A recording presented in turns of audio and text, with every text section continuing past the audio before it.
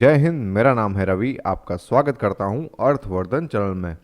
Value fund और Contra fund, अगर आप इन्वेस्टमेंट करने के बारे में सोच रहे होंगे तो अगर आप वैल्यू फंड और कॉन्ट्रा फंड इन दोनों में से कौन से टाइप के फंड के अंदर इन्वेस्टमेंट करें, ये आपको कन्फ्यूज़न जरूर हो रहा होगा।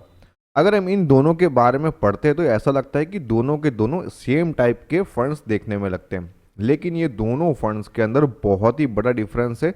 बेसिकली और फंडामेंटली बहुत ही ज़्यादा इन दोनों फंड्स के अंदर डिफरेंस देखने को मिलता है।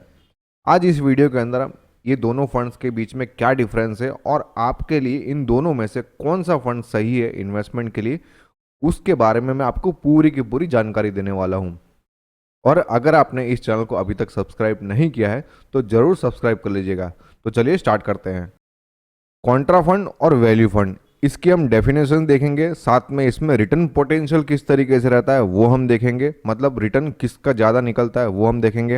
होल्डिंग पीरियड आपका कितना होना चाहिए, इन दोनों के अंदर इन्वेस्टमेंट स्टाइल किस तरीके से होते हैं फंड मैनेजर की वो मैं बताऊंगा। स्टॉक सिलेक्शन किस तरीके से होता है, इन्वेस्टमेंट की स्ट्रेटेजी किस तरीके से होती है और कौन से टाइप का फंड कौन से इन्वेस्टर के लिए बेस्ट रहेगा।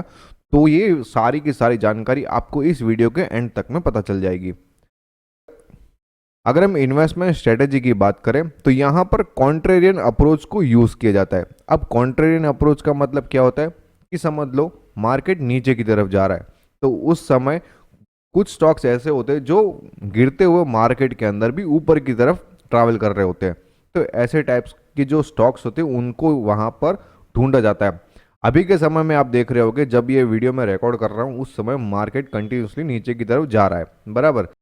लेकिन जो फंड मैनेजर होते हैं उनका ये हंटिंग चल रहा होगा कि कौन से ऐसे स्टॉक्स है जो ऐसे गिरते हुए मार्केट में भी अभी के समय में ऊपर की तरफ जा रहे हैं, मतलब पॉजिटिव रिटर्न अभी भी दे रहे हैं। तो यहाँ पर कॉन्ट्रेरियन अप्रोच रहता है इन्वेस्टमेंट के अंदर, जबकि वैल्यू फंड के अंदर यहाँ पर जो कैलकुलेटेड अप्रोच रहता है। तो किस तरीके से यहाँ पर अंडर वैल्यू स्टॉक्स को ढूंढा जाता है।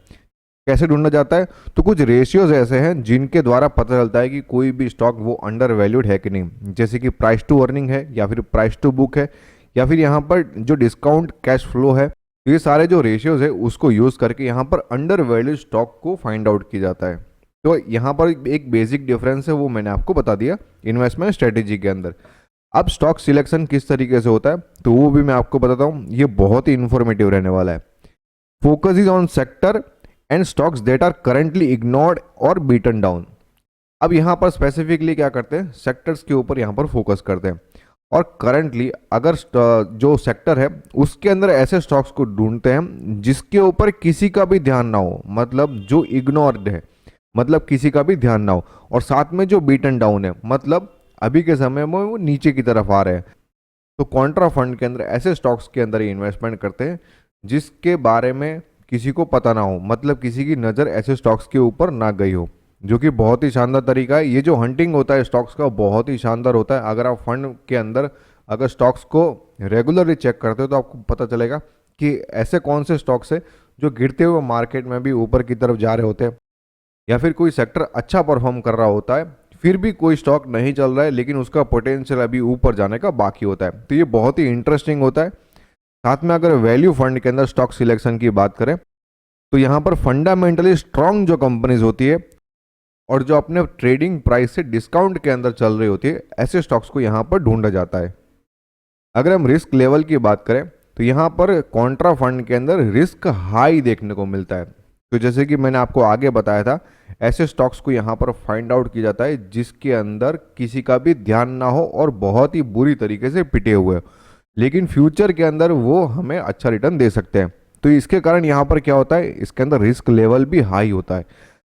साथ में अगर वैल्यू फंड को देखें तो यहाँ पर फंडामेंटली स्ट्रांग कंपनी लेकिन अंडर वैल्यूड होना चाहिए। तो इसके कारण क्या होता है, रिस्क यहाँ पर मॉडरेट टू हाई रहता है। कंपैरिजन यहाँ पर किसके साथ में किया है, तो कॉन्ट्रा फंड के साथ में। हमने ओवरऑल मार्केट के साथ में कंपैरिजन नहीं किया है, लेकिन इन दोनों के बीच में कंपैरिजन किया हुआ है। इन दोनों आपस के मुकाबले में कौन सा ज़्यादा रिस्कियर है और कौन सा कम रिस्कियर है, तो वो आप यहाँ पर देख सकते हैं। रिटर्न पोटेंशियल की अगर हम बात करें तो दोनों का रिटर्न पोटेंशियल जो रहता है वो हाई रहता है, वैल्यू में भी और कॉन्ट्रा में, दोनों के अंदर यहाँ पर रिटर्न पोटेंशियल आपको हाई देखने को मिलता है। लेकिन एक बात यहाँ पर ध्यान में रखनी पड़ेगी कि आपको वैल्यू फंड के अंदर ज़्यादा समय तक आपको वेट करना पड़ सकता है, क्योंकि जो अंडर वैल्यू स्टॉक है उसका जो वैल्यू रियलाइजेशन होता है उसके लिए समय लग सकता है। लेकिन कॉन्ट्रा फंड के अंदर कभी भी ऐसा हो सकता है कि जो पिटा हुआ स्टॉक है, जो पूरे पोर्टफोलियो के अंदर बहुत सारे स्टॉक्स ऐसे होते हैं, वो कोई ना कोई स्टॉक उसमें से रन करता रहता है, तो आपको ये बात ध्यान में रख के ही इन्वेस्टमेंट करना चाहिए। मार्केट कैप की अगर हम बात करें तो कौन से मार्केट कैप में से यहाँ पर इन्वेस्टमेंट होता रहता है, तो यहाँ पर कॉन्ट्रा फंड के अंदर लार्ज कैप, मिड कैप और स्मॉल कैप कहीं से भी इन्वेस्टमेंट हो सकता है। कौन से स्टॉक के अंदर जो निगलेक्टेड स्टॉक्स है, जिनके ऊपर किसी का ध्यान नहीं है, ऐसे स्टॉक्स के अंदर यहाँ पर इन्वेस्टमेंट होता रहता है। और वैल्यू फंड के अंदर भी सेम इसी तरीके से लार्ज कैप, मिड कैप और स्मॉल कैप में जो अंडर वैल्यूड स्टॉक्स है उसके अंदर से इन्वेस्टमेंट होता है। वॉलेटिलिटी की अगर हम बात करें तो यहाँ पर कॉन्ट्रा फंड के अंदर हमको ज़्यादा वॉलेटिलिटी देखने को मिलती है, लेकिन वैल्यू फंड के अंदर यहाँ पर मॉडरेट टू हाई, मतलब कॉन्ट्रा फंड के मुकाबले यहाँ पर हमको थोड़ी सी कम वॉलेटिलिटी देखने को मिल सकती है। एक और बार मैं आपको बताता हूँ, ये जो दोनों कंपैरिजन है ये आपस का ही कंपैरिजन है, ओवरऑल मार्केट के साथ में यहाँ पर कंपैरिजन नहीं किया गया है।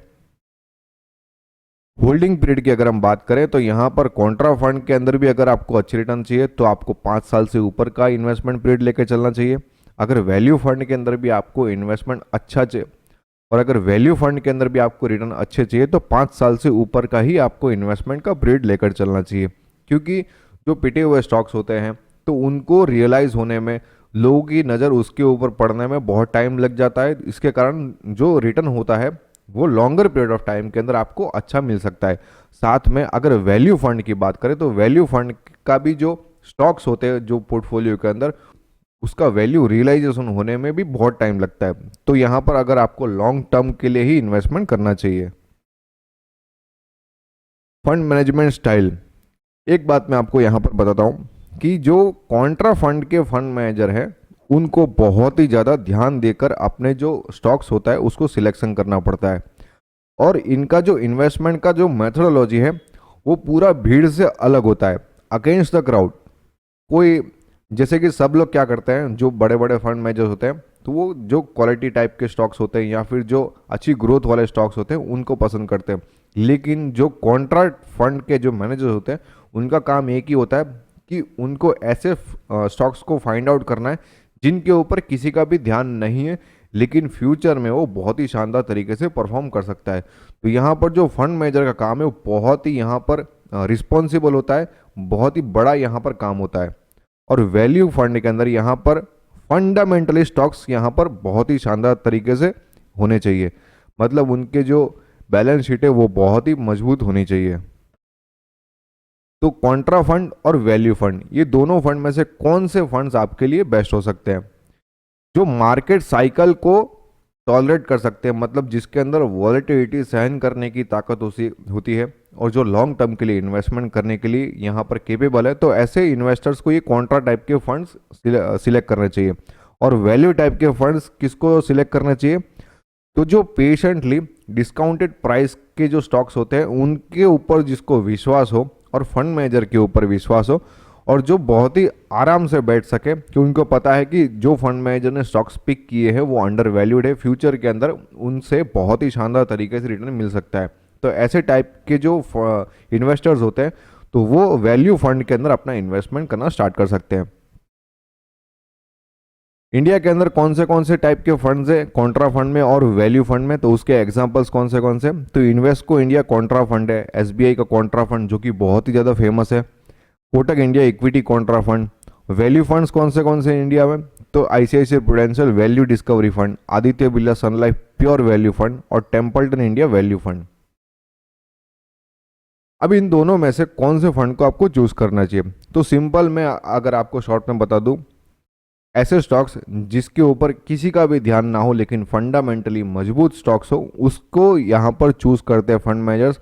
अगर फंड मैनेजर के ऊपर आपको विश्वास है तो आप कॉन्ट्रा टाइप के फंड्स को यहाँ पर इन्वेस्टमेंट के लिए सिलेक्ट कर सकते हैं।